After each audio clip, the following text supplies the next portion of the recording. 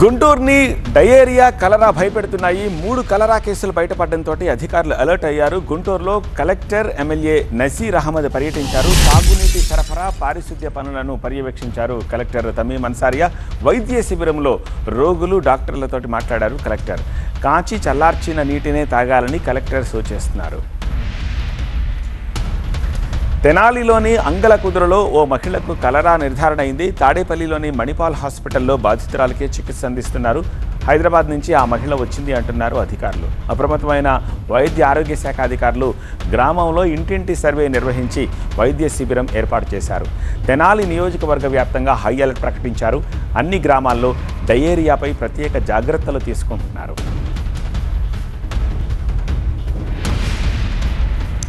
గుంటూరులో 92 diarrhoea active కేసులున్నాయి. నగరంలో rapid response teams ఏర్పాటు చేశారు. ఓల్డ్ గుంటూరులోని 9 హై రిస్క్ ప్రాంతాలను గుర్తించారు. 50 ప్రత్యేక వైద్య బృందాలతోటి ఇంటింటి సర్వే చేస్తున్నారు.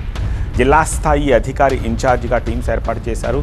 ట్రేస్ అండ్ ట్రీట్ పద్ధతిలో సర్వే చేయిస్తున్నామన్నారు కలెక్టర్. గుంటూరులో పానీపూరి బళ్ళు పూర్తిగా క్లోజ్ అయ్యాయి. ప్రగతి నగర్, రామ్రెడ్డి తోట ప్రాంతంలో ట్యాంకర్లతోటి నీటిని సరఫరా చేస్తున్నారు. ఎమ్మెల్యే గారితో, అదేవిధంగా కమిషనర్ గారితో, ఇతర అధికారులతో పాటు ఈరోజు ఫీల్డ్ ఇన్స్పెక్షన్ చేయడం జరిగింది. సో అక్కడ మనకు టోటల్గా మన జిల్లాలో ఇప్పుడు చూస్తే జీజీహెచ్లో ఒక 92 యాక్టివ్ కేసెస్, డైరియా కేసెస్ ఉన్నాయి. అందరు కూడా స్టేబుల్గా ఉన్నారు. వారందరికీ కూడా మెరుగైన వైద్య సేవలు ఇస్తున్నాము. ఈ కేసెస్ని కూడా మనకు ఒక ర్యాపిడ్ రెస్పాన్స్ టీమ్ అని హెల్త్ ఎక్స్పర్ట్స్, స్పెషలిస్ట్ ఉన్న టీం ఉన్నాయి. ఆ టీము ఈ కేసెస్ని కూడా అనాలిసిస్ చేసి ఎక్కడెక్కడ నుంచి జాగ్రఫికలీ వస్తున్నాయని ఐడెంటిఫై చేయడం జరిగింది. సో దాంట్లో మనకు ఓల్డ్ గుంటూరు ఏరియా ముఖ్యంగా ఒక 9 హై రిస్క్ ఏరియాస్ని ఐడెంటిఫై చేయడం జరిగింది.